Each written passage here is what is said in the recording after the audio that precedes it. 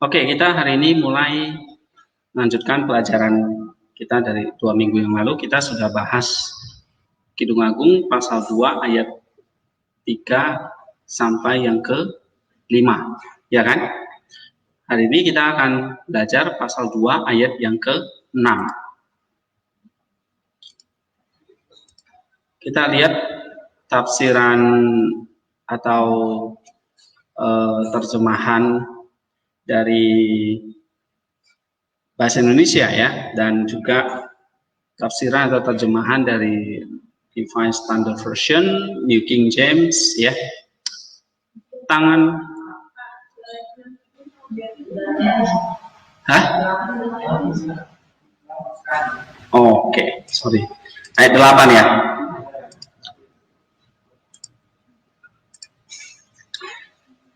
Dengarlah kekasihku, lihatlah ia datang melompat-lompat di atas gunung-gunung, meloncat-loncat di atas bukit-bukit. Ya. Phone adelphidu mu idu putos eke pedon epitahore ya dialomenos epitus bunus. Coba baca kalian. Phone adelphidu mu idu putos eke pedon epitahore dialomenos epitus bunus. Ya. Nah, phone itu artinya voice ya. Voice adelphidu. Ya, the voice of my beloved ya.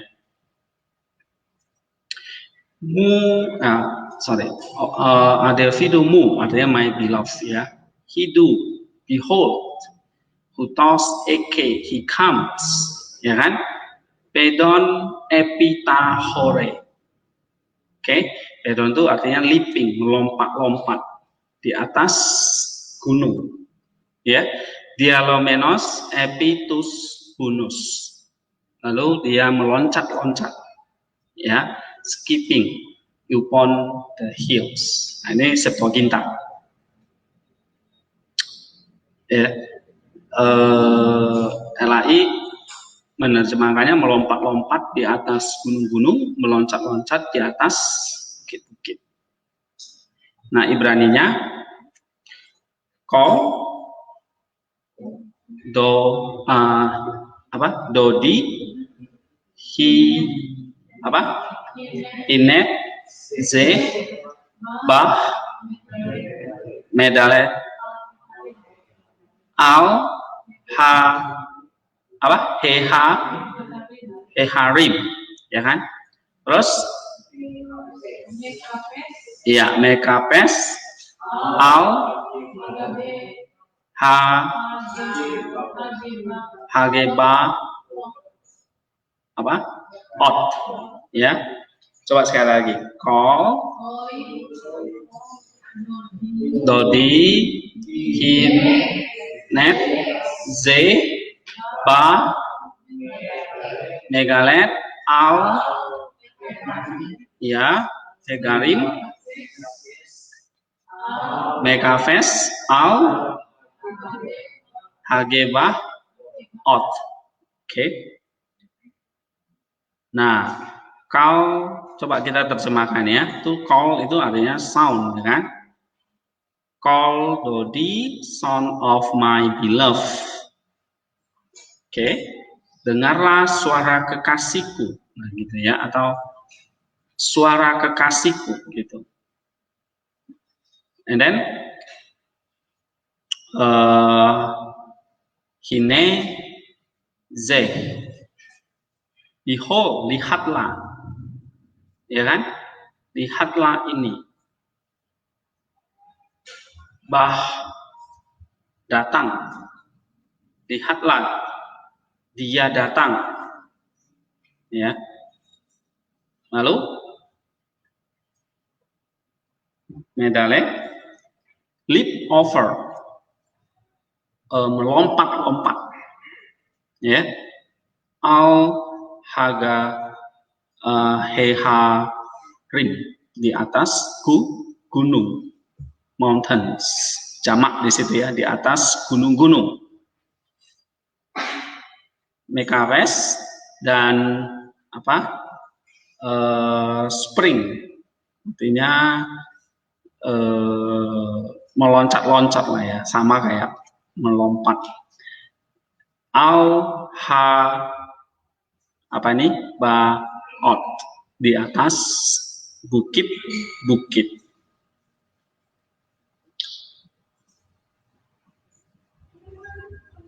Ya. Dengarlah kekasihku, lihatlah dia datang di situ, melompat-lompat di atas gunung-gunung, meloncat-loncat di atas bukit-bukit. Ya. Nah, kita ingat di situ ada kata, atau di sini kita bisa uraikan menjadi 3 sintaktik konten, ya, 3. Yang pertama apa? Behold the voice of my beloved. Ya, dengarlah suara kekasihku. Itu. And then yang kedua apa? He comes, ya kan? Dia datang. Nah, dia di situ laki-laki atau perempuan? Hah? Eke, third person singular. Dia. Di sini kalau di dalam Ibrani-nya apa? Maskulin. Ya kan? Maskulin singular. Di sini third person singular, dia. Laki-laki, dia datang. Ya. He comes. Lalu yang ketiga, melompat-lompat dan apa? Meloncat-loncat di atas, melompat-lompat di atas gunung-gunung dan meloncat-loncat di atas bukit-bukit. Ya.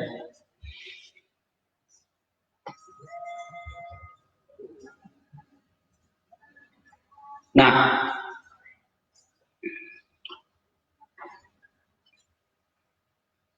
ada suara kekasihku, yaitu dia, laki-laki. Berarti ini menunjuk kepada siapa?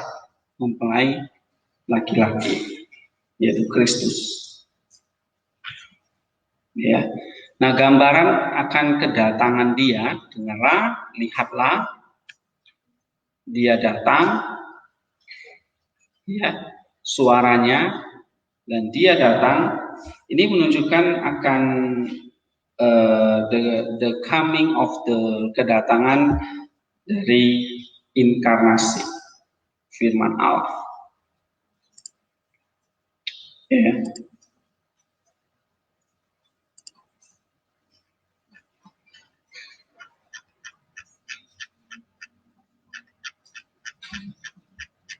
Oke. Nah, pertama suara.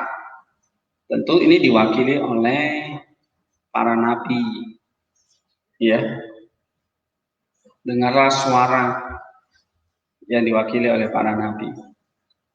Lalu dia datang, berarti likeness-nya, rupanya yang datang, yaitu firman yang jadi manusia.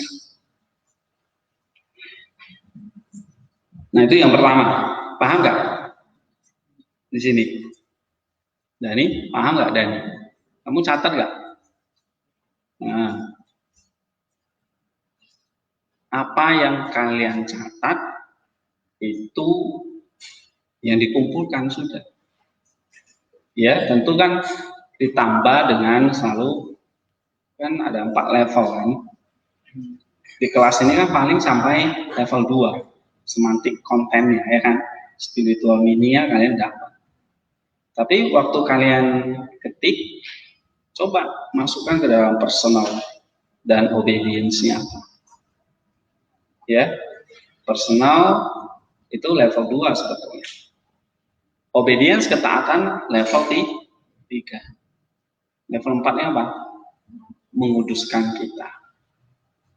Ya, level 4 itu selalu bicara teosis. Kita makin naik kepada Tuhan, naik kepada Allah. Sebab apa? Firman itu turun datang. Kita yang naik. Ya. Dengarlah suaranya. Suara dulu. Baru wujudnya datang, image-nya. Supaya kita bisa mencapai level yang keempat, yaitu makin naik kepada Dia. Nah, itu tujuan kenapa kalian buat summary atau ringkasan atau tugas mingguan gitu. Ya, supaya kalian catat lagi, kalian dapat bahannya, ya, satu sisi. Yang kedua, melatih kalian menulis. Yang ketiga, ya tadi, apa obedience-nya dan pengudusannya. Nah, itu yang penting. Lalu, the incarnate of Word of God, inkarnasi firman Allah ini, ya, di sini dikatakan dia melompat-lompat di atas gunung-gunung, meloncat-loncat di atas bukit-bukit. Ya, lalu firman Allah datang jadi manusia, ngapain dia? Nah, Salomo melihat ini sebagai dia melompat dan meloncat-loncat, leaping, skipping. Leaping berarti melompat-lompat gitu ya. Kalau skipping itu berarti kayak orang skipping tali. Terus 100 kali, 200 kali, 300 kali ya. Nah, itu skipping. Sedangkan leaping itu melompat dengan gairah, dengan sukacita. Tidak teratur gitu, asal lompat aja. Pokoknya senang gitu. Kayak orang dapat hadiah atau lotre gitu ya. Wah, dia melompat kegirangan. Nah, itu leaping. Sedangkan skipping itu melompat dengan teratur. Di atas gunung dan di atas bukit. Ya. Nah, ini artinya apa? Dia melompat-lompat di atas gunung, berarti itu artinya dia melompat dari heavens, ya. Dia melompat artinya dia leaping down from heaven, dia turun dari surga ke gunung-gunung. Ya, itulah inkarnasi tadi. Ya, gunung itu selalu identik dengan di mana Allah itu berada dan mengajar. Ya, kalau kita lihat Musa naik ke atas gunung Sinai menerima hukum Taurat. Di sana dia bertemu dengan Allah Sang Firman. Lalu diajarin tentang hukum Taurat, 10 perintah Taurat, ya kan? Nah, itu di atas gunung. Lalu kalau kita lihat Yesus seringkali mengajar di atas bukit. Jadi gunung dan bukit menunjukkan di mana Allah berada, tetapi mengajari manusia.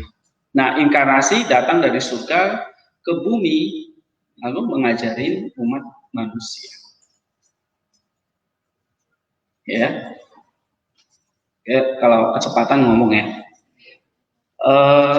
Jadi skipping over the hills, ya, ini adalah satu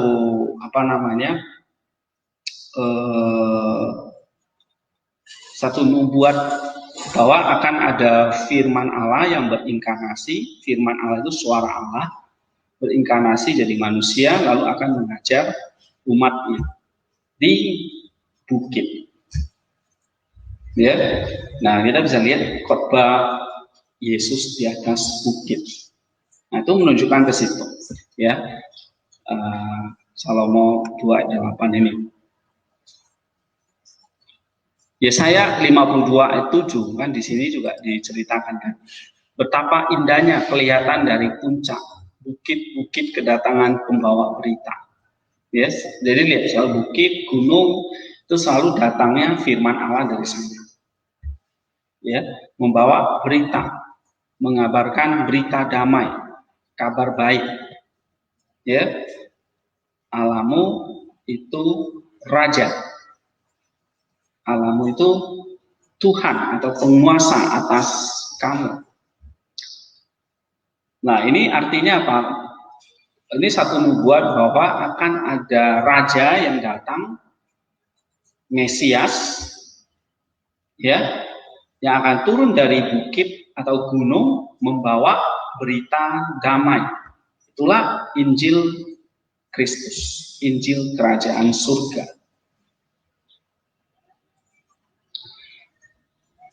Nah, itu artinya, ya.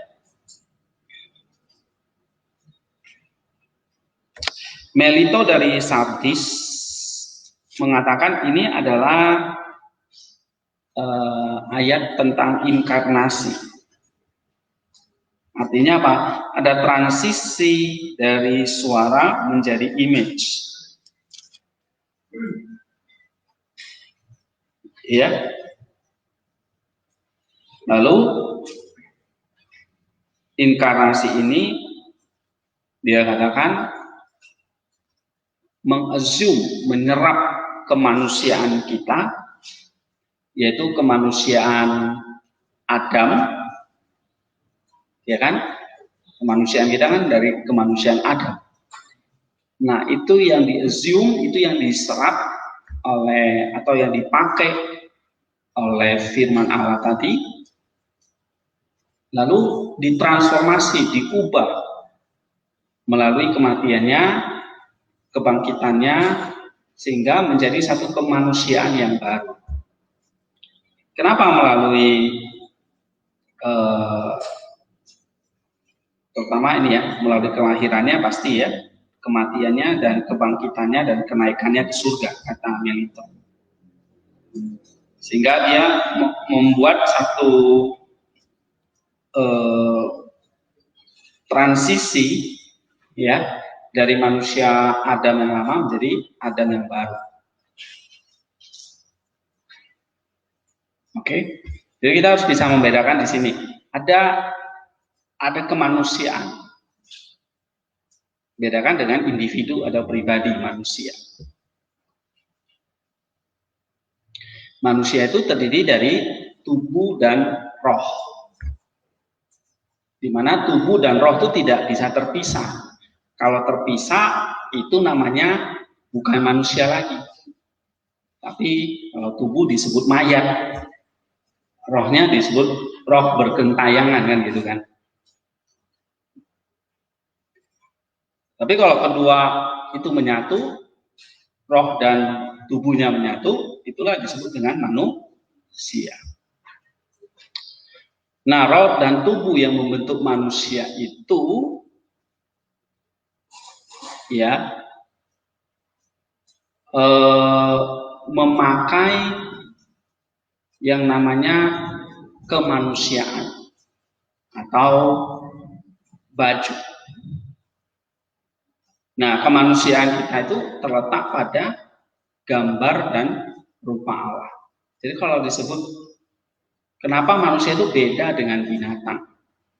Padahal binatang punya tubuh, binatang punya jiwa, manusia juga punya tubuh, punya jiwa. Tapi bedanya apa? Bedanya binatang tidak punya gambar dan rupa Allah. Sehingga gambar dan rupa Allah itu adalah sebetulnya apa? Yang membedakan kita dari binatang, tumbuhan, dan ciptaan lain. Sehingga gambar dan rupa Allah itu ada di mana? Di dalam roh yang dihembuskan oleh Allah itu waktu manusia diciptakan. Jadi waktu manusia diciptakan itu berbarengan baik tubuh maupun rohnya sama-sama. Ya. Kalau kita lihat kelahiran bayi ya, waktu sperma dan ovum itu menyatu, begitu menyatu terciptalah itu satu tubuh kecil, sel zigot namanya ya kan. Disitulah gambar dan rupa yaitu roh itu sudah ada, sehingga menggugurkan zigot ataupun bayi baik mau berusia berapa minggu itu tetap dosa. karena di situ sudah ada kehidupan. Karena kalau nggak ada rohnya, ya tubuh itu nggak bisa berkembang, kan? Mati. Sama kayak roh kita dicabut dari tubuh kita mati, nggak bertumbuh lagi. Rambutmu nggak bisa tambah panjang lagi, ya kan? Tubuhmu artinya mati lah, nggak bergerak, nggak ada pertumbuhan lagi, karena nggak ada rohnya. Nah, kalau manusia dicipta menurut gambar dan rupa Allah, maka disebut manusia. Disebut manusia itu karena gambar dan rupa Allah itu ada. Di mana gambar dan rupa Allah itu? Di dalam roh itu. Ingat, gambar dan rupanya Allah. Allah itu adalah roh. Allah bukan berbentuk jasmani atau tubuh. Karena Allah itu melampaui ciptaannya itu sendiri. Yang tubuh itu kan ciptaan. Jadi dia nggak mungkin berbentuk tubuh. Ya, Allah roh. Maka gambar dan rupa Allah itu adalah gambar dan rupa dari roh itu. Nah, itulah yang diberikan kepada manusia. Sehingga manusia jadi komplit, punya tubuh, punya jiwa, tapi juga punya roh. Ya. Tubuh dan jiwa itu satu nato. Oke? Tapi diberi tambahan, yaitu ada roh yang menghidupi, memberikan energi kepada tubuh dan jiwa itu bisa bergerak. Jadi, nah kita agak jauh sedikit tentang antropologi ya, karena ada kaitannya tadi dengan inkarnasi tadi. Oke? Nah, tubuh dan jiwa yang dihidupi oleh roh tadi, di mana gambar dan rupa Allah itulah di situ di dalam roh tadi itu. Ya, nah disitulah yang memberikan energi kehidupan kepada tubuh sehingga tubuh bisa berkembang mulai 1 minggu jadi zigot, jadi embrio, lama-lama jadi bayi bertumbuh sampai 9 bulan lahir, ya kan, lahir terus bertumbuh. Apa? Karena ada roh yang terus memberi kehidupan itu. Oke. Nah, kembali lagi ke kemanusiaan. Nah, kita disebut manusia karena kita memakai kemanusiaan itu, yaitu gambar dan rupa Allah itu. Ya, tetapi karena Adam jatuh ke dalam dosa dan belum ada manusia-manusia yang lain ini, ya, dia manusia yang pertama, maka keturunannya mewarisi kemanusiaan gambar dan rupa Allah yang rusak itu karena dosa. Bukan rusak total, artinya apa? Gambar keturunannya tetap punya roh, punya gambar dan rupa Allah, cuma tidak lagi orisinil seperti kemanusiaan yang diciptakan pertama. Ya. Nah, itulah efek dosanya si Adam kepada keturunannya. Sampai kita sekarang. Jadi pokoknya kalau kita disebut manusia, apapun agamanya, sukunya, negaranya, tetap memakai kemanusiaan atau gambar dan rupa Allah yang berasal dari Adam, rohnya. Ya, gitu. Nah, itulah yang diperbaiki oleh Kristus dalam inkarnasinya. Ya, jadi kalau Kristus tidak datang memakai kemanusiaan kita, maka tidak ada keselamatan. Karena kemanusiaan itu masih tetap rusak akibat dosa dari Adam. Ya. Nah, memang kayak Bapak Gereja misalnya Agustinus mengajarkan bahwa dosa itu diturunkan dari benih. Ya, lewat perpaduan benih, sehingga disebut original sin. Dari benih originalnya, dari benihnya Adam itu diturunkan. Ya. Nah, Adam berdosa, maka sebetulnya Adam yang menanggung. Tetapi efeknya merusak gambar dan rupa Allah. Kemanusiaan itu rusak. Ya, nah itulah sebabnya Kristus datang harus jadi manusia yang sejati. Dia memakai kemanusiaan itu supaya dia memperbaharuinya. Kenapa dengan kelahiran untuk memakai kemanusiaan itu? Kenapa kok dengan kematiannya? Oke, kenapa kok dengan kematiannya? Untuk memperbaiki kemanusiaan kita ini yang rusak itu, ibaratnya gini lah, kita ini manusia, tubuh, jiwa, dan roh, lagi memakai baju. Tapi baju semua kita itu rusak, kotor, bolong-bolong. Nah, Kristus datang pakai baju yang bolong-bolong juga. Dia tambal bajunya supaya nggak bolong. Tapi waktu dia menambalnya harus dengan kematiannya. Kenapa kok dengan kematiannya? Ya, kok dengan jalan kematiannya? Ya.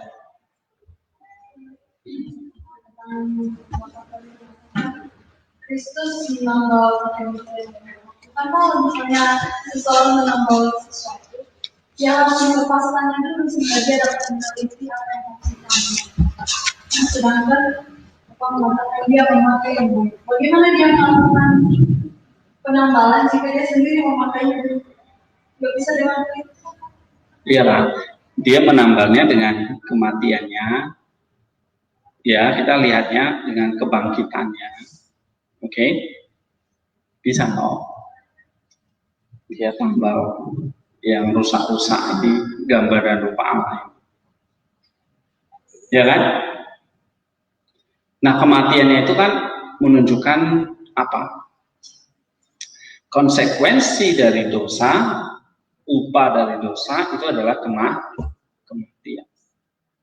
Ya, dan dia dijadikan berdosa sehingga dia mengalami menggantikan kematian kita. Ya. Nah, dia dijadikan berdosa, akibatnya dia mati. Loh, bagaimana bisa pencipta ini kok bisa mati? Ya, nah dia mati bukan apa?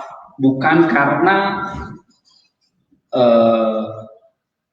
dosa, tapi dia menggantikan dosa kita. Ya, sekali lagi dia mati beda dengan kita yang memang karena dosa kita. Tapi dia mati dengan kerelaan dia menyerahkan nyawanya atau rohnya kepada Allah. Ya. Nah, di sini kematiannya menunjukkan ketaatannya, di mana Adam yang pertama itu gagal taat. Dia berhasil taat dengan sempurna. Lalu dengan kematiannya, dia mengalahkan ketidaktaatan Adam.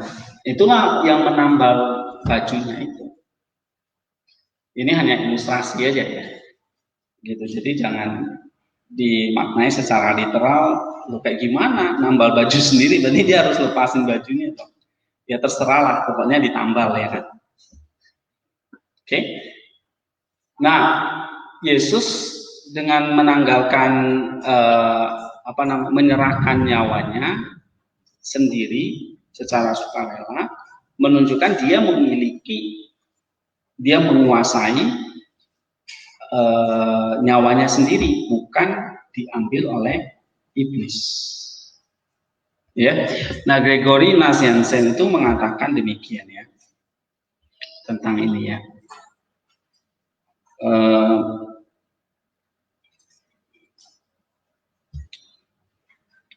Dia katakan, engkau mengatakan bahwa kematian Kristus itu adalah bayaran untuk iblis. Ketahuilah, tidak ada keuntungan apa-apa yang diperoleh iblis. Sekiranya Kristus menyerahkan dirinya untuk iblis, maka iblis akan mengalami kehancurannya jauh lebih dalam. Bagaimanakah makhluk yang tercipta dan najis, yaitu iblis tadi, menerima sang pencipta dan pribadi yang maha kudus? Jadi tidak mungkin. Kematian Kristus itu berarti bayaran untuk iblis. Ya, dia mati bukan bayaran untuk iblis, gitu. Oke, tidak ada keuntungan apa-apa yang diperoleh iblis. Sekiranya Kristus menyerahkan dirinya untuk iblis, maka iblis akan menghalangi kehancurannya jauh lebih dalam. Bagaimana bisa makhluk yang tercipta dan najis menerima Sang Pencipta dan pribadi yang kudus? Nah, kita kembali lagi ya, belajar nih doktrin yang penting tentang penebusan ini. Nanti kalian bisa baca artikel ini ya, atau buku ini tentang penebusan ya. Ini ada dari Metropolitan Hilarion Alfeyev ya, di halaman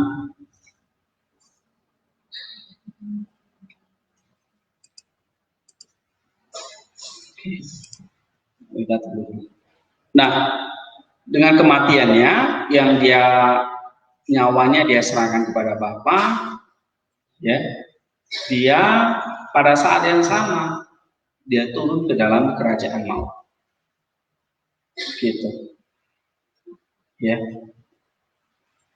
karena memang dia menggantikan dosa kita sehingga dia menyerahkan dirinya dalam kematian. Tapi kematiannya bukan menyerahkan nyawanya kepada iblis. Ya.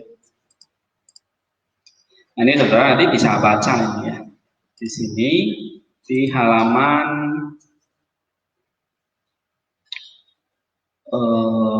ini tentang inkarnasi Christ the second Adam, ya, the cross of Christ ini di sini, atau redemption, the dogma of the redemption.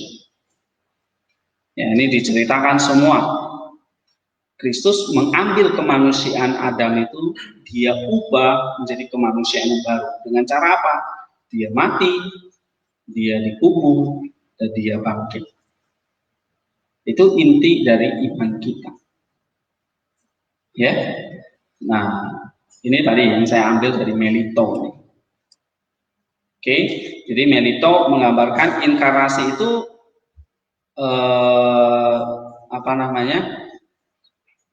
Allah jadi manusia dengan cara dia datang, ya, berarti dia berinkarnasi, lalu dia menggantikan, memperbarui kemanusiaan Adam itu dengan cara dia datang atau dia lahir, dia mati, dia bangkit.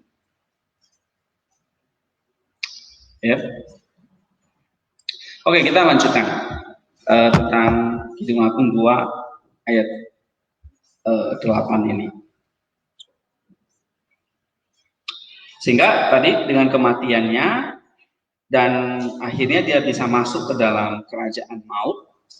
Di situ Kristus memberitakan Injil kepada roh-roh yang sudah menunggu, lalu membawa mereka yang percaya ke Firdaus.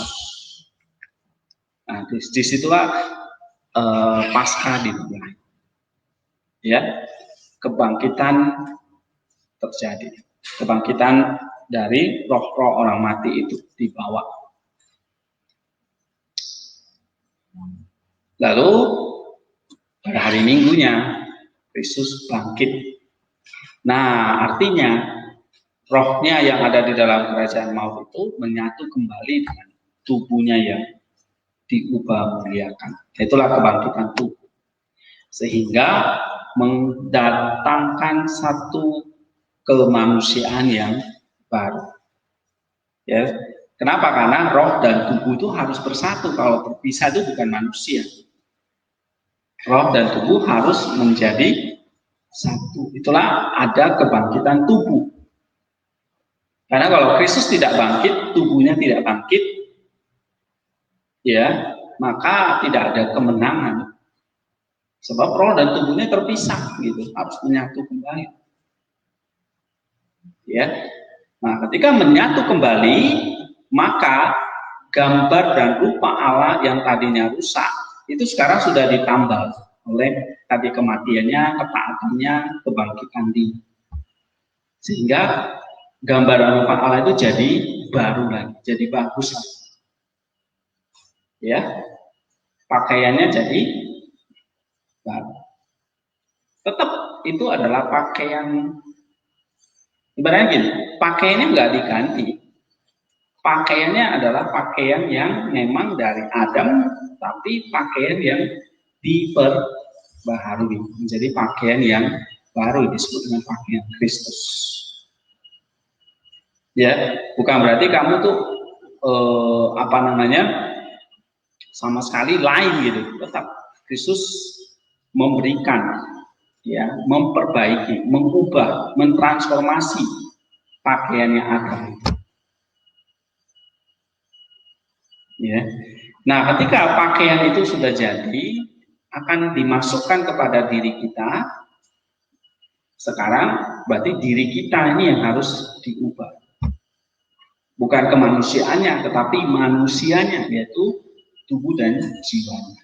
Itulah yang harus diubah, ditransformasi sesuai dengan kemanusiaan yang baru. Paham ya saudara ya? Sesuai dengan kemanusiaan yang baru. Jadi manusia itu apa? Tubuh dan roh nanti, ya kan? Oke, tubuh dan roh itu yang harus diubah sesuai dengan kemanusiaan yang baru. Manusianya yang harus diperbaiki.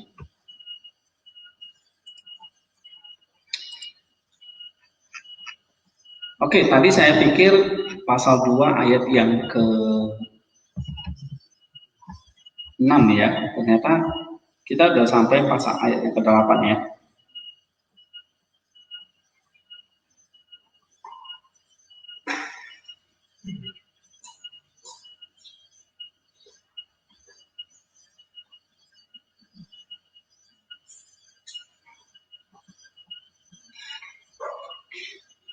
Ya, kita lanjutkan apa kata Origen di sini ya.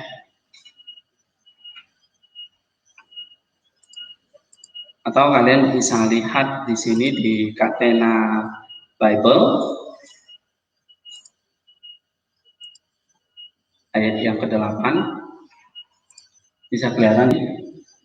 Nah, Ambrosius dari Milan dia mengatakan di sini,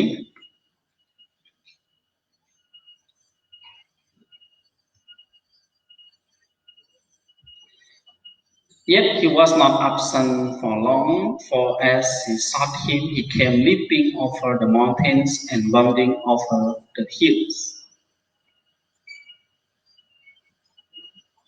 Ya. Nah, ini menunjukkan bahwa firman tadi yang berinkarnasi jadi manusia, lalu dia mengajar ya, di atas bukit-bukit. Nah, ini bagaimana kata Cyril di sini ya. The bridegroom is being sought by the bride. Okay. For we to investigate some problem for which we do not know the solution and some problem.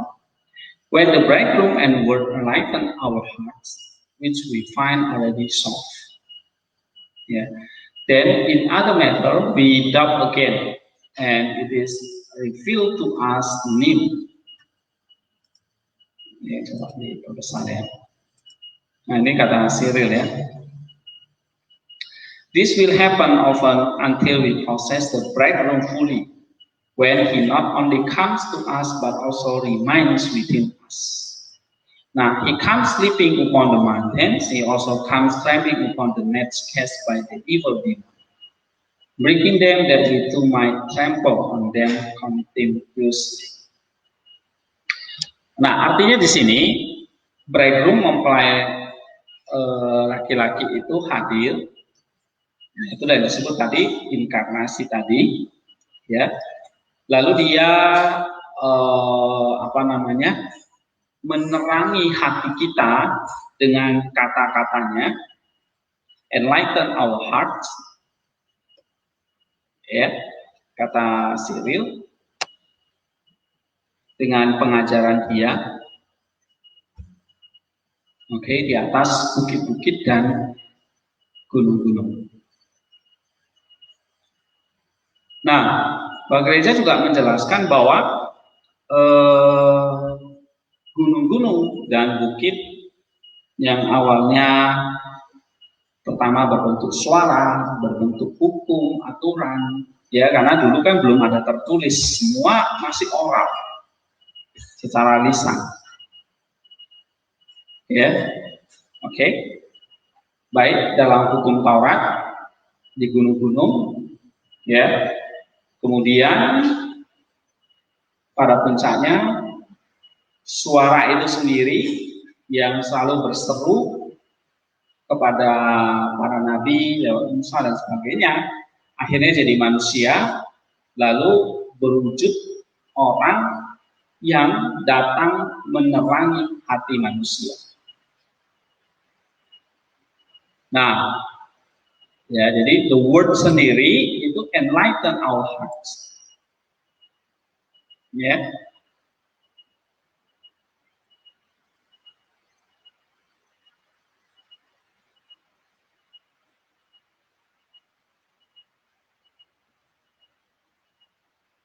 Nah, ini sama, ini dia juga menjelaskan ini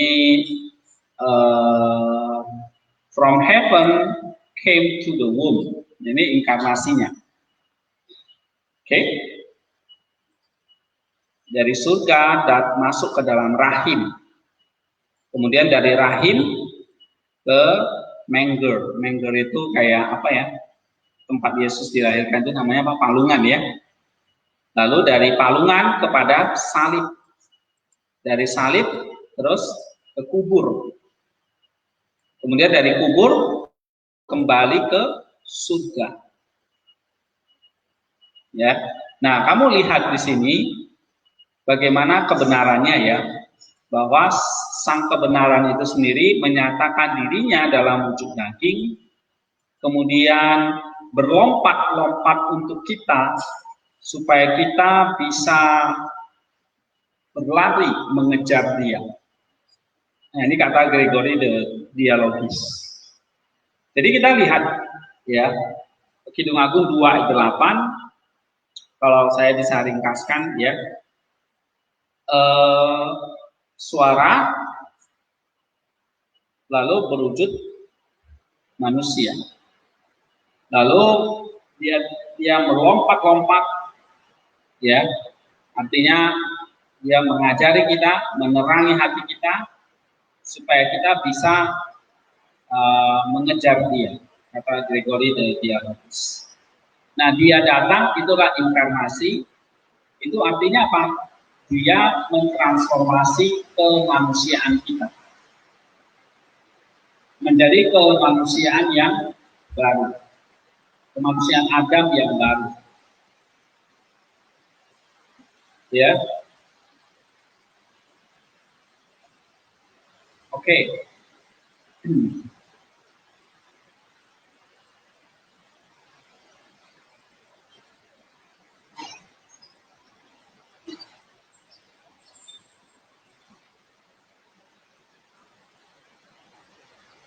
Nah, ini Origen juga sama, ya, sebetulnya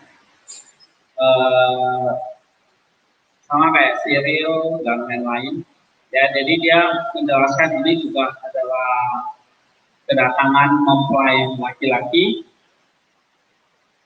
yang pertama, ya.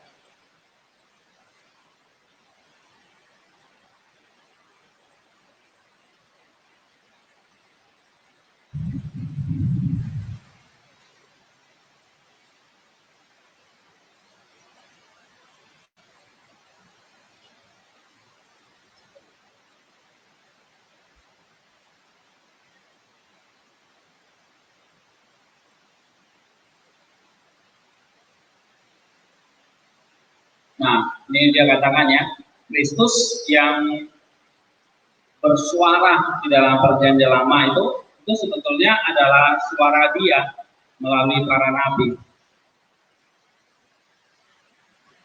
Ya. Lalu itu nanti suaranya itu datang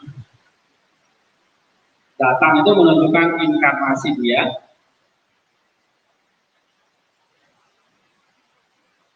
Nah, Dia meloncat di atas gunung, di atas bukit. Nah, itu menunjukkan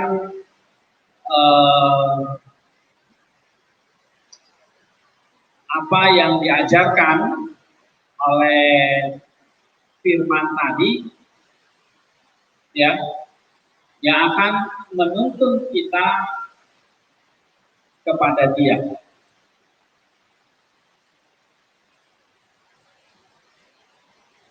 Oke, ini kalian bisa baca di sini ya.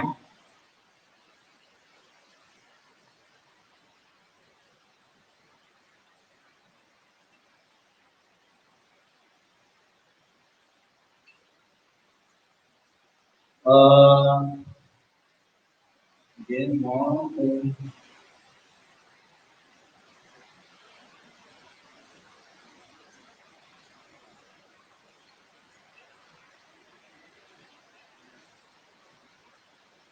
Ini ya. Presence and teaching. Oke. Mengajar.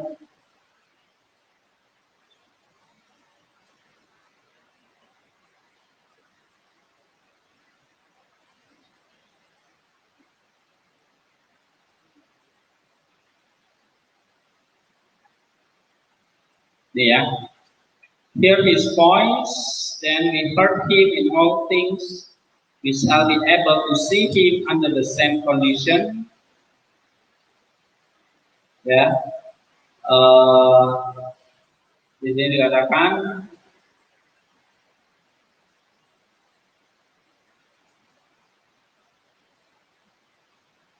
ini detail ya, tapi kita ambil yang penting aja.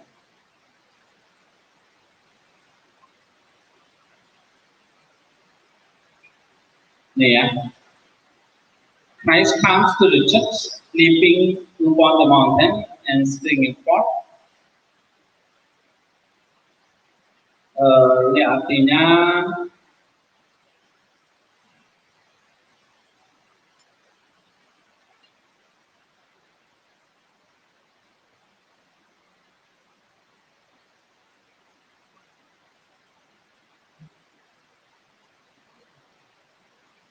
ya, leads them, ya, mengajar ini tapi untuk mengarahkan kita kepada satu penyembahan yang benar.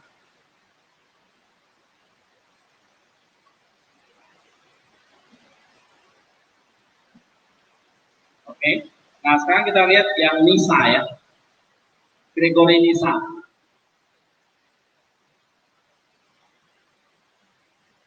Halaman 151 deh, ini ya. Mulai homili kelima, pasal 2 ayat 8 sampai 17.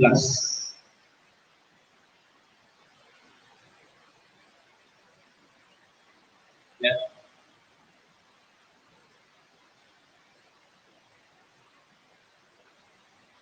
Nah, the voice of my beloved itu artinya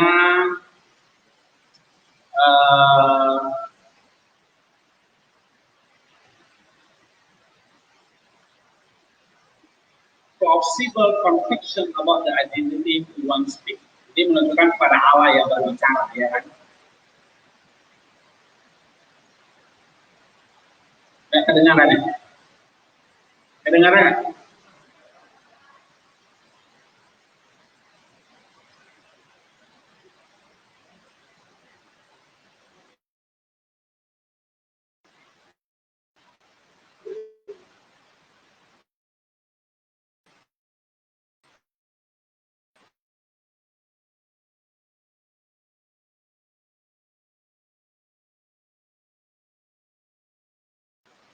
Mati lampu ya.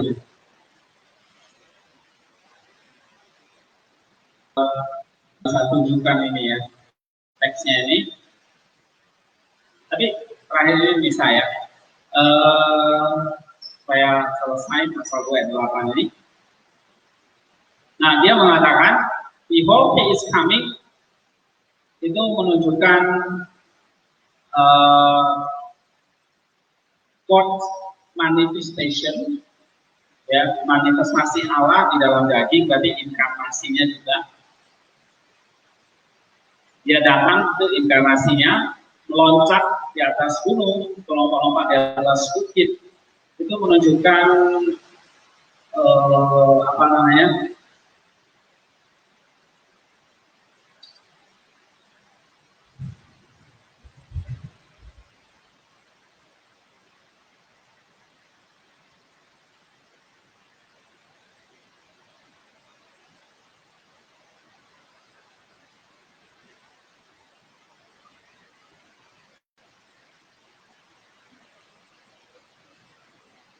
menunjukkan bahwa dia menggembalakan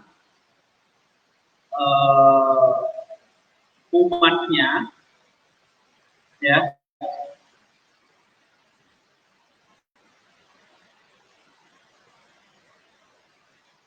Di sini dikatakan mountain, gunung-gunung dan bukit-bukit, menjelaskan tentang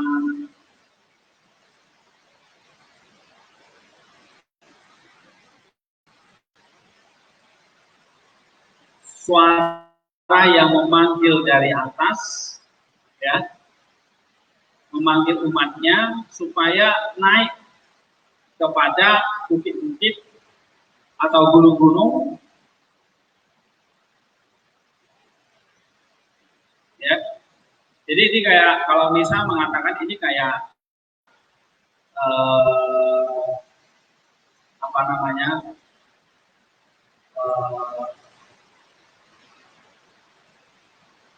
shepherd, ya, gembala.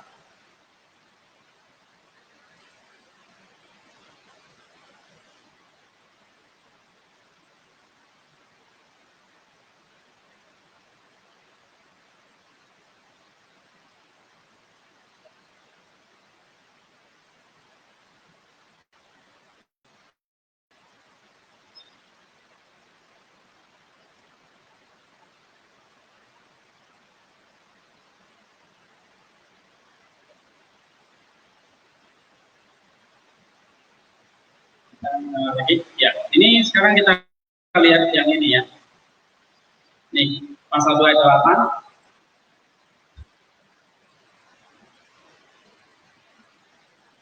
Tadi ini ya, Gregory Nisa mengatakan kalau dia datang, nih,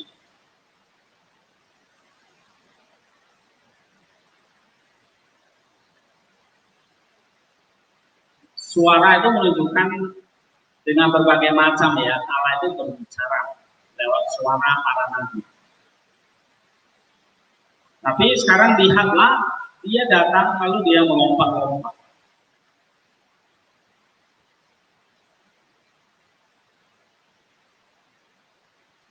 Ya. Nah, ini gazelle signify the short-sightedness of him who sees over the universe.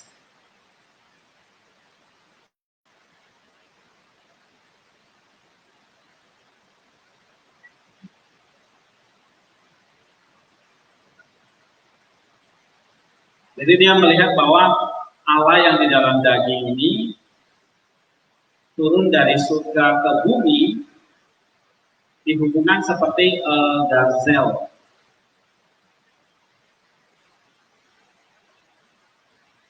Ya.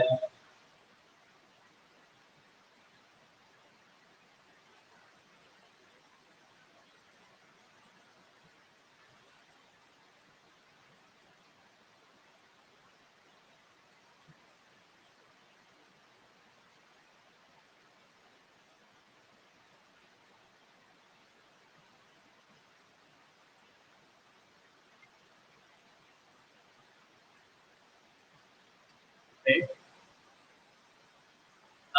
Lalu yang ini dia katakan ini comes living upon the mountains. Ini dia datang untuk redemption. He redeemed by coming for our redemption. The Lord performed.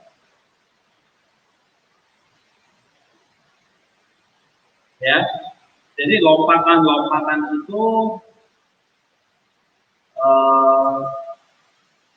dikatakan dari surga masuk ke dalam rahim, satu lompatan, ya. Kemudian dari rahim masuk ke dalam apa? Palungan, itu satu lompatan lagi. Jadi tadi kan yang ngomong si ini kan, kanan tadi Gregory the Dialogist, ya, atau di sini bukunya ini dia, Gregory the Great. Jadi Gregory the Dialogist itu maksudnya Gregory the Great, ya. Nah ini bukunya dia ngomong. Jadi dia mengatakan kalau lompatan itu kayak satu, pertama lompat dari surga ke bumi, itu satu lompatan, ya. Kemudian lompatan lain apa? Dari surga ke rahim, maksudnya ke bumi, ya, rahim Maria. And then lompat lagi ke palungan. Dari palungan kemana? Salib. Dari salib ke kuburan, ya. Lalu ke kuburan ke surga lagi. Nah itulah dikatakan number of leaps. Lompatan itu. Tetapi bisa melihatnya ini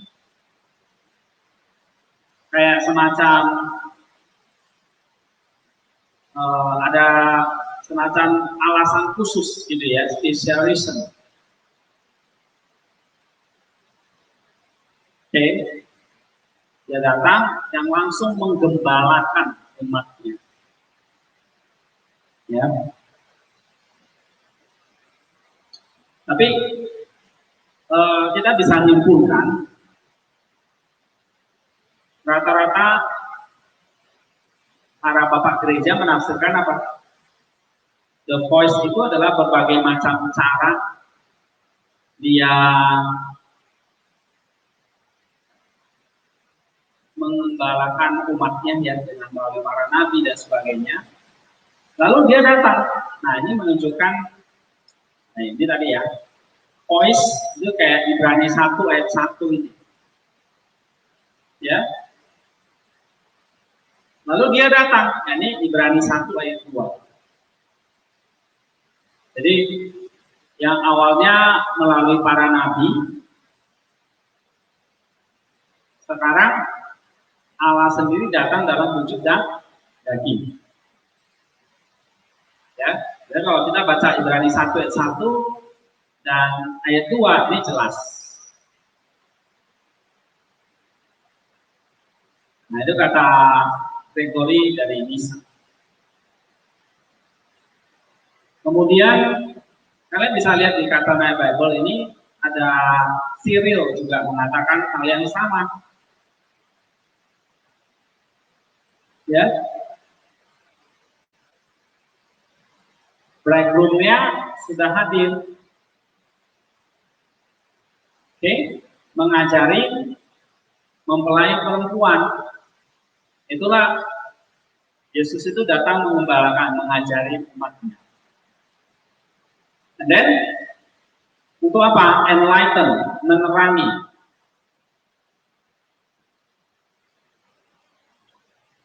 Ya, maka kalau kita baca di dalam Mazmur ya, pandanglah hatimu ke atas bumi, ke atas bumi. Itu maksudnya untuk menerangi hati kita. Ini Cyril. Ambrosius ini kurang lengkap ya, tapi dia mengatakan begini. Firman itu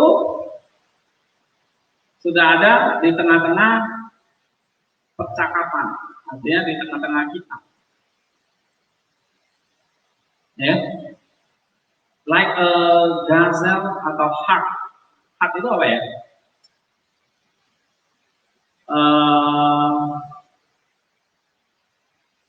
Coba, ada yang tahu nggak arti ini? Jadi Ambrosius Milan ini sama kayak Gregory of Nyssa. Gazelle or hart.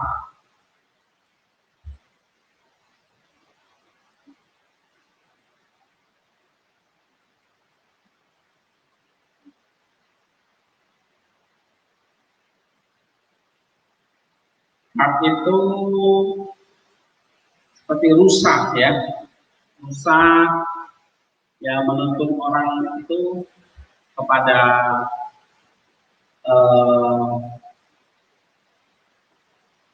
jadi kalau kita lihat gembala di Israel itu kan selalu ke bukit-bukit. Masih ingat 100 domba yang hilang? Dia hilangnya di mana? Di bukit. Karena memang untuk mencari makannya itu di situ. Nah, jadi kalau firman itu datang di bukit-bukit, lompat-lompat, itu dia kayak menggembalakan usaha, itu usaha jantan. Ya, mengembalakannya di sana. Nah, ini kayak Gregory Nyssa ya.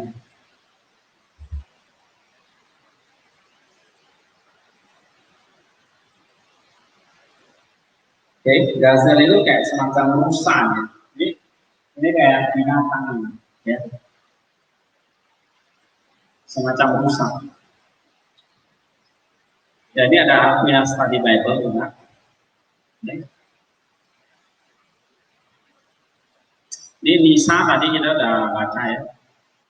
Nah, jadi dia membedakan antara mountain dan hill, ya, menunjukkan ada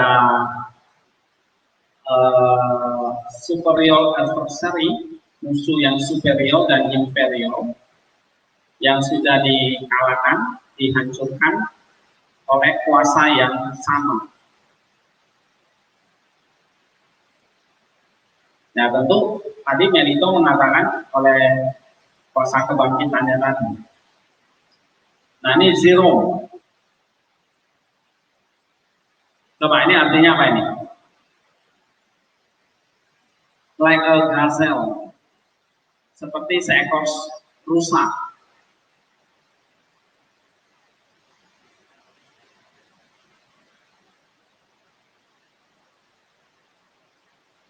Jadi Kristus bangkit. Kristus setelah kebangkitannya tidak naik ke surga dari lembah, ya kan? Tapi dari gunung. Oke, ada spidol. Nah, lembah tadi kalau gunung itu apa? Lebih tinggi dari lembah kan?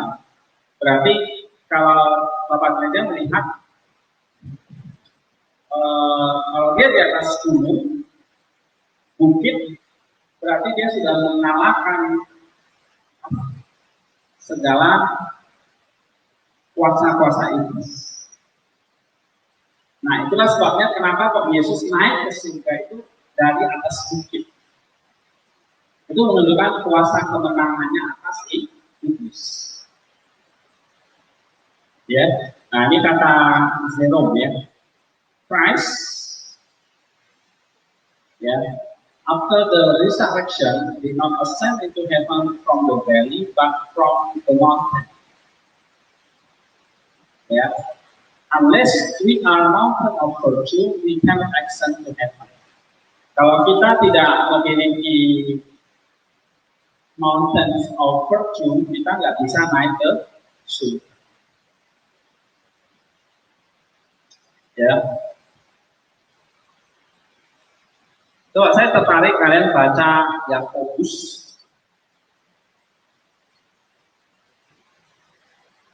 2 Yakobus 2 ayat 16 dan 17. Yakobus 2 ayat 16 ya. Dan seorang dari antara kamu berkata, selamat jalan, kenakanlah kain panas dan makanlah sampai kenyang. Tetapi ia tidak memberikan kepadanya apa yang perlu bagi tubuhnya, apakah gunanya itu? Ayat 17. Dan demikian juga halnya dengan iman. Jika iman itu tidak disertai perbuatan, maka iman itu pada hakikatnya adalah mati. Itu satu ya. Kemudian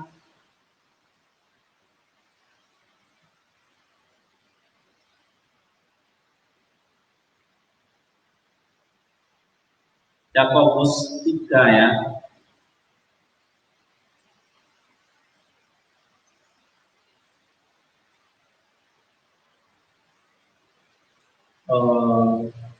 Benar.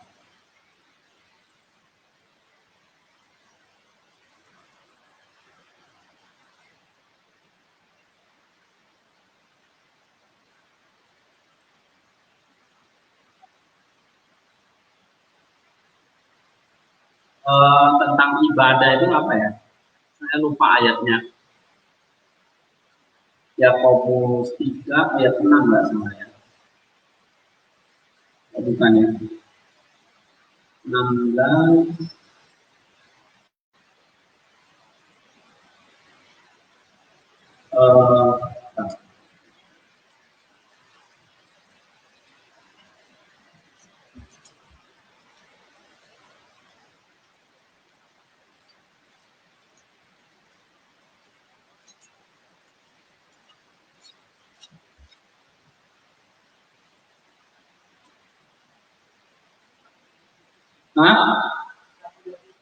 Apa? Oh iya, coba baca.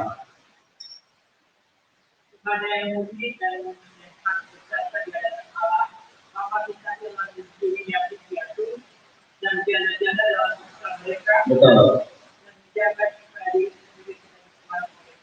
Ya, Yakobus 1 ayat 26 dan 27 ya.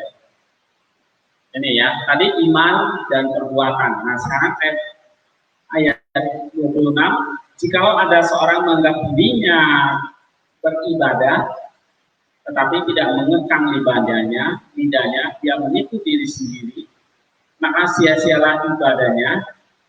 27. Ibadah yang murni dan tak tercacat di hadapan Allah Bapa kita, mengunjungi yatim piatu dan janda-janda dalam kesusahan mereka, dan menjaga supaya dirinya sendiri tidak dicemarkan oleh dunia. Nah, kata ibadah di situ itu bicara tentang apa di sini ya? Ini ya.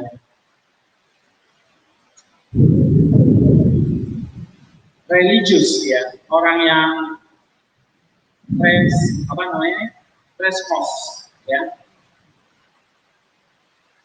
Orang yang treskos artinya orang yang religius, ibadah agama, lain menentukannya beribadah ya. Maksudnya ini bukan soal ibadah kayak holiday gitu. Tapi ini menunjukkan religious activity. Ya. Jadi ada religious activity.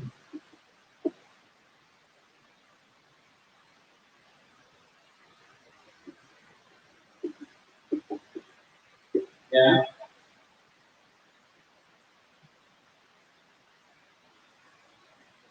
Nah, tadi kembali ke sini. Unless we are mountain of virtue, we cannot answer in heaven. Ini bagus kutipannya. Ini sama kayak Yakobus tadi. Gitu. Ya. Religious activity ini kan kayak hukum Taurat. Enggak? Hukum para nabi. Ya, ini kayak di PL tulisannya. Ya, ini kalau dalam Salomo dikatakan apa? Suara.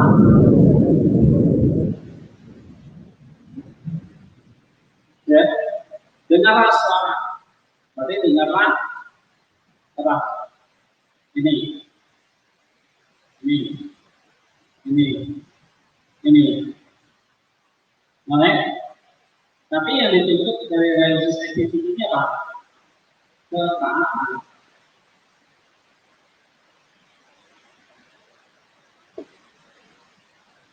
Ya, suara bertaat. Ya. Jadi alat agama-agama kan sekarang ini agama-agama itu selalu ya Allah itu kayak di surga, lalu dia kasih suaranya, ya lewat para nabi, lalu suaranya dicatat dari kitab suci, ya. Tapi dia yang mengatur semua umatnya untuk taat, taat apa? Taat melakukannya ini. Jadi semua agama begini ya. Jadi Allah bersuara, tapi nggak ada seorang pun yang pernah lihat. Benar nggak? Nabi itu semua mengklaim ini suaranya Allah. Nah, ini semua religious activity. Jadi kalau hanya suara, maka agama itu hanya jadi apa? Religious activity, karena hanya dengar suara. Suara itu harus ditaati. Taat itulah jadi religious activity. Misalnya orang Islam yang harus ke Mekah, naik haji ya haji, gitu. Puasa ya puasa. Ya kalau orang Kristen harus ke Israel misalnya, gitu ya. Kalau agama Hindu, agama Buddha ya harus melakukan hukum-hukum itu. Ya. Nanti kalau ini semua suaranya religious. Responnya harus taat 100%. Ya, nanti kalau nggak sampai 100% gimana? Ditimbang. Yang taat berapa persen, yang tidak taat berapa persen. Nanti mana yang lebih berat, taatnya atau nakalnya gitu. Jadi kalau misalnya kita di sini ditimbang ya, Desi, kamu ya, sebelum lulus nih, ditimbang mana berat dosa atau berat pahala. Nah itu, ini ya, ini taat, ini tidak taat. Jadi keselamatan di dalam religious activity akhirnya kayak gini kan. Ya. Nah, kalau Yesus bilang nggak bisa, ini nggak berlaku kayak gini. Kamu nggak taat, nggak ada apa-apa. Gitu. Ya, dia bilang satu iota pun di dalam hukum Taurat itu tidak boleh apa? Diabaikan. Iota itu huruf terkecil dalam Yunani. Itu nggak boleh diabaikan.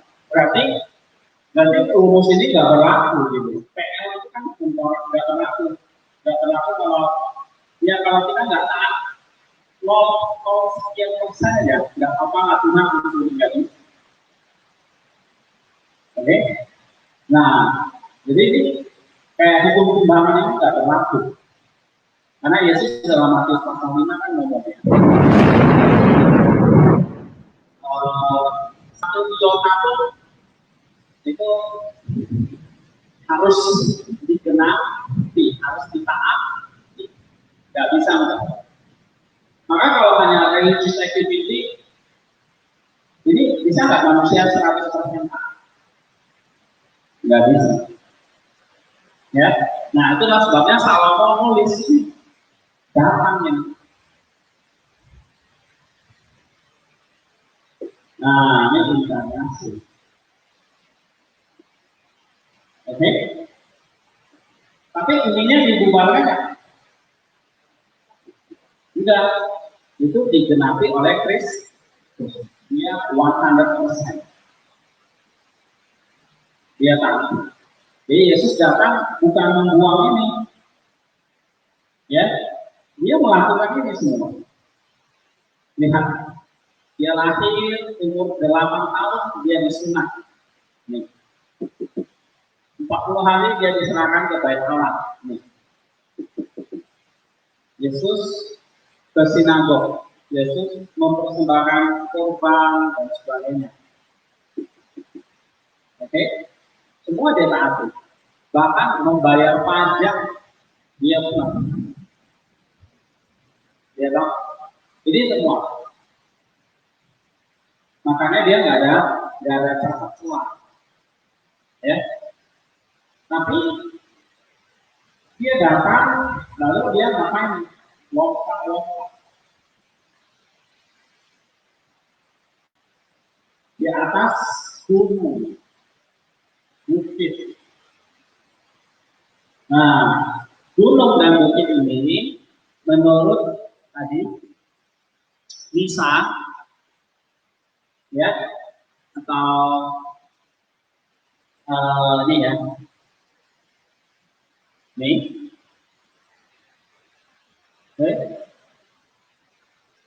trample and destroy. Okay, the lion and the dragon beasts are trampled. The serpent and the scorpion are trampled. Jadi dia melompat-lompat ke girangan di atas gunung dan bukit itu menandakan apa? Dia menang atas apa yang di lembah. Yang di lembah itu apa?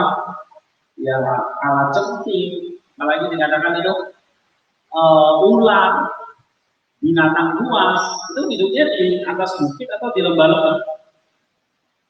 Kalau kalian ke hutan, karena ya, itu harimaunya tinggal di gunung, atas gunung atau di hutan, di lembahnya. Di lembah kan? Gitu. Nah, Tuhan menang lompat tuh menang di atas gunung dan bukit. Artinya dia menang semua yang di lembah. Ya, semua binatang buas dan semuanya. Itu menandakan dia menang atas iblis. Ya. Nah, berarti di sini ya Kristus datang lompat-lompat dari gunung dan bukit, dia menghancurkan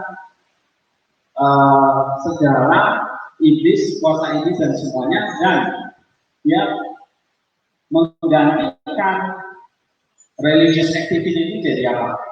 Jadi kemenangan.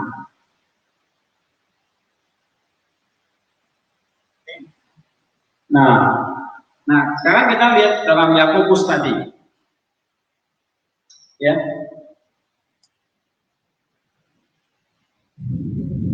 Kalau kamu menganggap dirimu melakukan religious activity, tapi contoh nih lidahmu kamu nggak bisa kekang, maka sia-sia ketaatanmu. Oke? Ayat 17. Ini sama sekali satu paradigma yang baru ya buat orang Yahudi ini. Religious activity yang murni dan tidak bercacat di hadapan Allah itu adalah apa? Nah, ini dia. Mengunjungi yatim piatu, janda dalam kesusahan mereka, menjaga supaya kamu dirimu sendiri tidak dicemarkan oleh dunia. Seperti Kristus. Di sini Kristus wujud suara. Dia nggak hanya kayak di surga memerintahkan manusia harus A, B, C gitu. Tapi dia datang ini tidak mengunjungi yatim piatu dan janda-janda. Siapa? Yatim piatu dan janda-janda. Dia datang, nah dia mengunjungi. Maka religious activity itu nggak bisa kalau kita tuh tidak datang. Allah itu gak akan bisa menyelamatkan kita kalau dia sendiri tidak datang mengunjungi manusia. Maka dia harus jadi manusia. Dia harus datang mengunjungi, datang. Berarti dia berinkarnasi. Oke? Nah sekarang kita mengikuti pola yang sama ini. Kita di sini awalnya. Religious activity. Kita dengar suara firman, kita belajar Alkitab, ya. Kita apa lagi? Kita berdoa, kita ibadah. Itu semua apa? Religious activity. Tapi Yakobus bilang, kamu harus turun mengunjungi. Oke? Nah, mengunjungi siapa? Jadi piatu janda-janda dalam kesusahan. Nah, ya, di sini artinya apa? Religious activity itu hanya pakaiannya saja, bungkus, tetapi harus apa seperti Kristus yang datang melawat kita. Masih ingat cerita orang Samaria yang bayar hati? Ya kan? Ada orang yang dirampok habis-habisan. Orang Samaria itu ngapain? No? Dia nggak bisa. Yang lainnya kan alasan apa? Ada yang mau ibadah lah, ya kan? Ada alasannya apa lagi kan? Nggak bisa hanya religious activity, tapi harus menolak.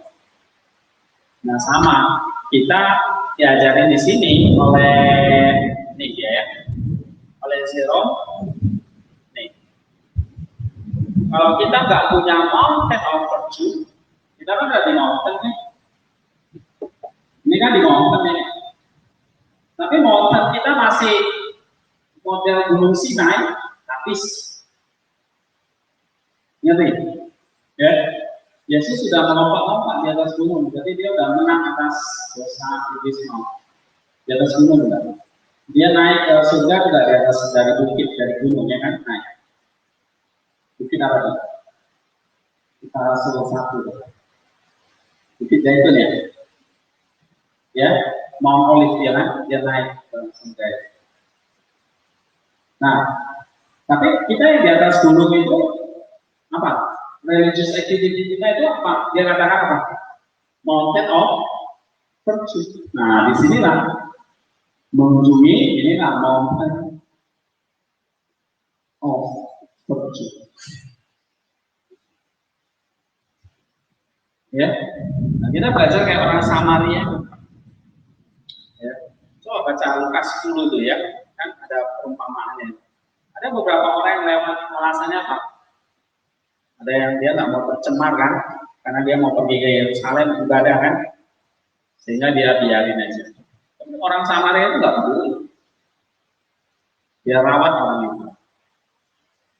Nah, terus tenang itu adalah religious activities yang menyembuhkan, bukan hanya di sini aja, tapi harus tinggal di sini.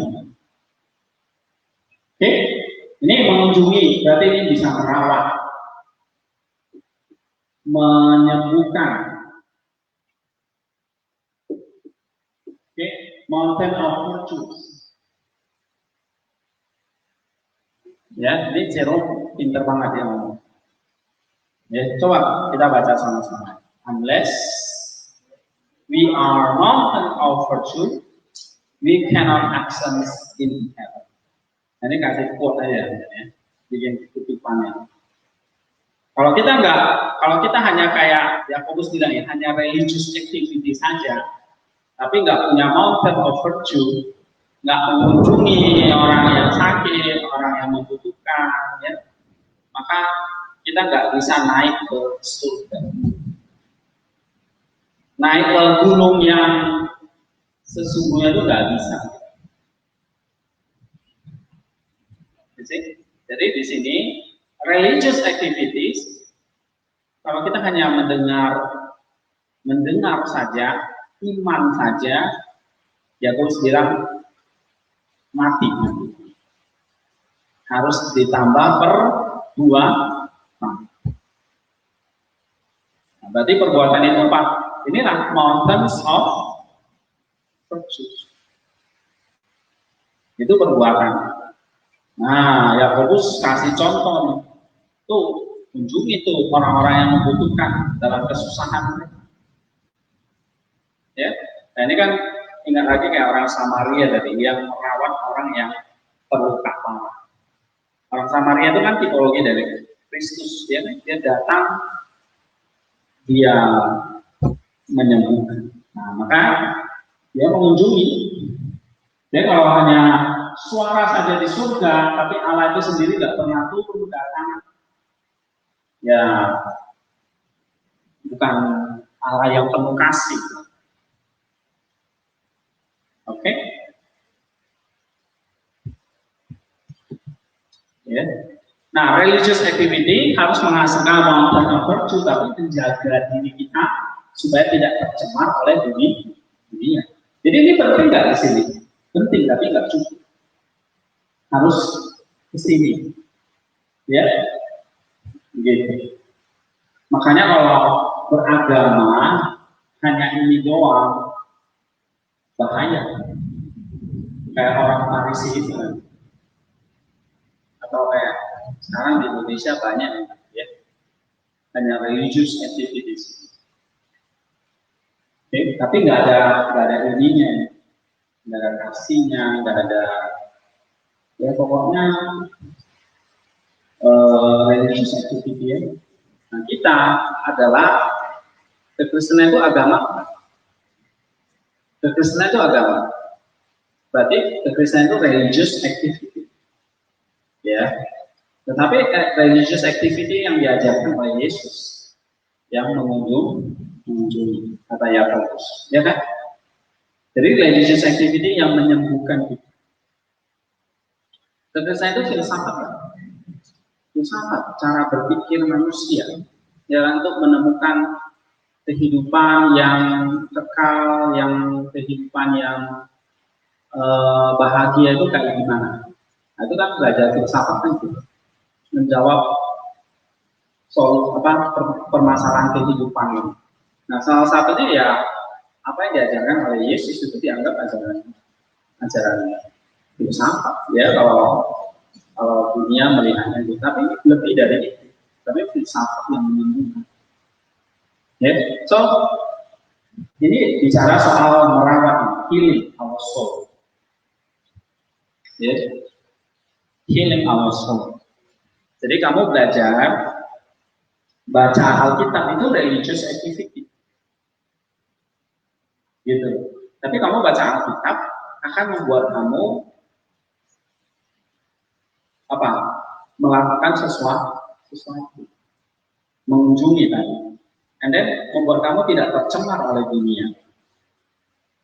Ya, coba kita baca sama-sama Yakobus 1 ayat 27. 1, 2, 3. Ibadah murni dan tak bercacat di hadapan Allah Bapa kita ialah mengunjungi yatim piatu dan janda-janda dalam kesusahan mereka dan menjaga supaya dirinya sendiri tidak dicemarkan oleh dunia. Itulah religious activities yang menyembuhkan. Jadi kata ibadah itu maksudnya kegiatan agamawimu, ya.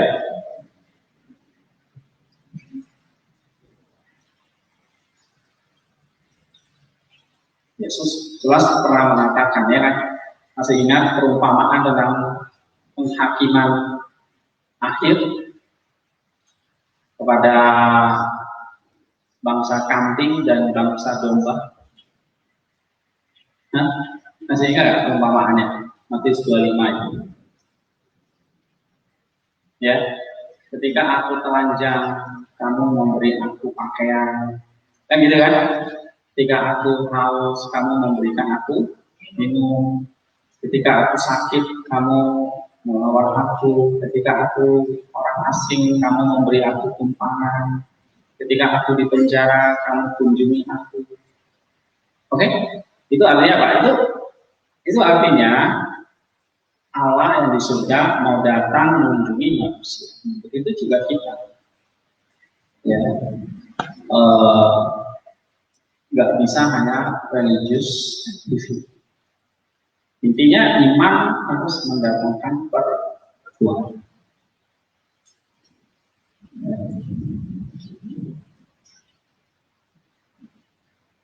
Nah, itu baca ya nanti dalam perumpamaan Matius 25.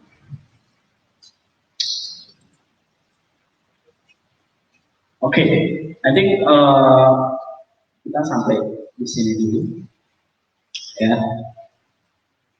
Jadi kayak waktu kalian nanti mengerjakan ini Athena Bible ini bisa dipakai. Ya. Kalau kalian kesulitan baca Origen, ya, baca yang Gregory Dialog di sini juga oke. Ya, nggak terlalu sulit nanti. Nah, ini Gregory the Great tadi dia menjelaskannya itu keren ya, melompat itu artinya apa tadi? Degradasi ya, dari paling tinggi di surga, terus masuk ke mana yang paling dalam, paling jauh? Hah? Bukan. Hah? Kerajaan mana? Jadi yang dari paling tinggi masuk ke dalam jurang paling dalam, itu namanya lompat jatuh. Ini menarik Gregory the Great namanya gitu. Lompat iya, tapi jatuh sampai jurang maut. Nih ya, dia ngomong kan. Jadi dari cross masuk ke mana? Tomb itu mana? Kuburan, mati. Nanti dia masuk ke dalam alam maut, Hades. Tapi dia lompat balik. Lompat itu kan ke atas, turun, atas lagi gitu. Itu namanya skipping ya kan. Naik berarti. Nah, Yesus itu apa? Udah masuk pada jurang maut, dia lompat lagi ke mana? Hah? Surga lagi. Dengan membuktikan dia naik ke surga sebelum Pentakosta. Oke? Nah, lompatan itu kalau menurut Gregory the Great itu artinya apa? Dia mengalahkan kuasa iblis, dosa dan maut. Oke, jadi memberikan kita ini benefit, ya, memberikan kita keselamatan, sehingga kita bisa apa? Lompat juga, mengejar dia, run after him. Jadi kalian baca Bapak Gereja mesti pelan-pelan gitu. Ya, baca lagi. Nah, nanti sampai temu ini. Oke. Jangan dengarkan tempat kapitan lah ya. Nggak ada isinya. Jadi kalian sebelum khotbah, oke, baca ini dulu sampai meneteskan air mata. Kalau kapitan ya gitu, nggak ada isinya, kesaksian melulu. Ya. Nah ini satu. Lalu baca ini kan udah menolong kita. Ini penulis ini baik banget ya, dia udah memotongi yang penting-penting. Misalnya Gregory Nisa nih, ya. Nah ini dia udah ambil cuplikannya yang penting. Mau yang rajin ya baca ini ya. Ini yang Nisa ini. Tadi kan dia ambil ini ya. Ini ya, the distinction ini ya. Ini di halaman ini, buku ini. Gimana tadi ini ya? Nih. Gazel itu lusa nih dia, the distinction. Nah, dia ambil dari sini nih. Nih. Oke. Jadi Athena Bible itu memang nggak lengkap ya, dia hanya cukup aja, tapi paling nggak kalau kita nggak ada bukunya di mau. Nah kalau kita ada bukunya ya mau nggak mau baca ini kan. Nisa paling sulit memang, ya. Kadang-kadang dia ngomong apa gitu, nah mesti baca lagi pelan-pelan, ya. Sama kayak Origin juga, panjang banget ini. Ya, tapi kalau kita ini cukup menolong nih, ringkas nih, tapi itu the point. Ya, tadi Jerome ini singkat tapi luar biasa dalamnya. Ya. Tapi kalau kalian baca kutipan kayak gini tuh gimana? Misalnya, saya kalau baca ini langsung ingat Yakobus nanti. Makanya saya pakai Yakobus menjelaskan ini juga. Ya, jadi memang harus kreatif gitu. Lalu kan ada pertanyaan kemarin, apakah tipologi itu paling baik? Ya saya jawab itu paling baik. Gitu. Ya, makanya kalian pakai gitu. Ya, semua Alkitab itu tipologi. Ya. Apa yang nggak tipologi? Nah, Yesus memberi makan 5.000 orang. Ayo. Ya kalau orang higher criticism, reductional criticism, itu mengatakan apa itu? Kalau Yesus memberi makan 5.000 orang. Itu lain lagi memang interpretasinya.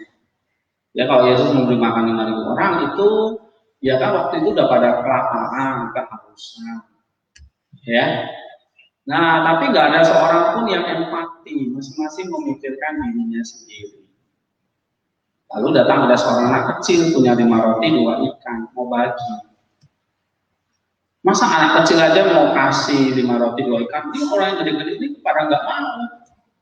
Nah akhirnya apa? Yang lain juga malu pada keluarin semua makanan mereka masing-masing.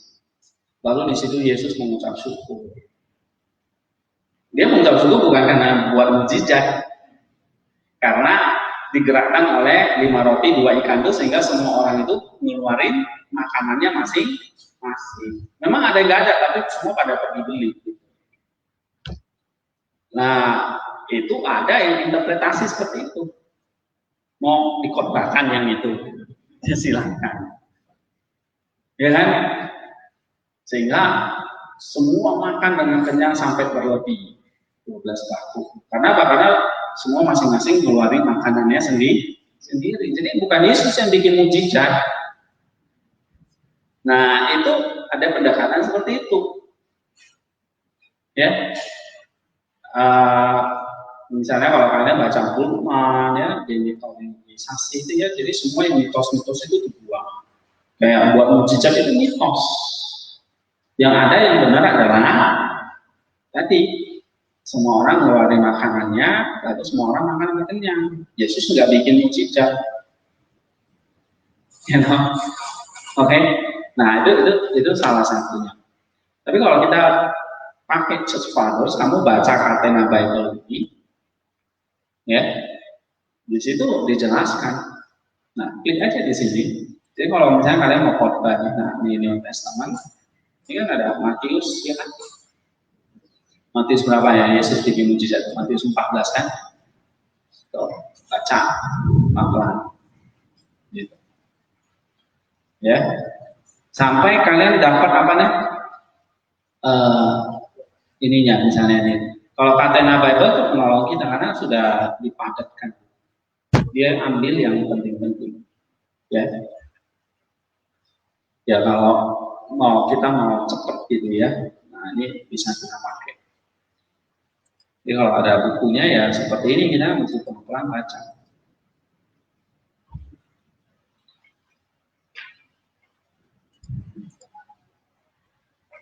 Oke, ada pertanyaan?